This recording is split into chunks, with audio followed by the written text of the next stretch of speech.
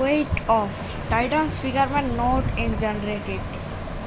তো এর শুরু হয় এপিসোড 57-এর মিসাইলের উপর থেকে হামলা করার থেকে, যেটার মধ্যে টাইটান স্পিকারম্যান নিজের উপর শিল্ড ধরে আর টাইটান স্পিকারম্যান পালাই যায়। আর তারপর কি হয় বড় ধমাকা, যেখানের মধ্যে টাইটান স্পিকারম্যান জেনারেটেড হয়ে যায়।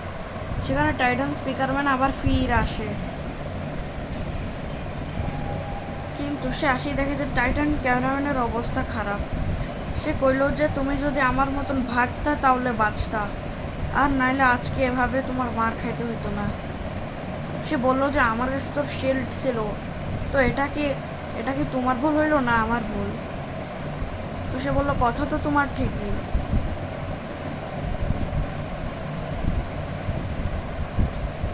বললে এভাবে খতম হইল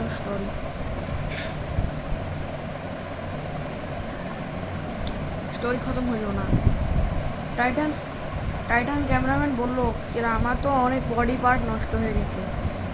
তো টাইটান স্পিকারম্যান রিপ্লাই দিল তোমার কিছুদিন নিজেকে ঠিক করা দরকার। তারপর সে তাকে ল্যাম্বে নিয়ে যায়, আর তারপর কি ওকে ল্যাম্বে রাখি সে নিজে যুদ্ধ করতে চলে যায়।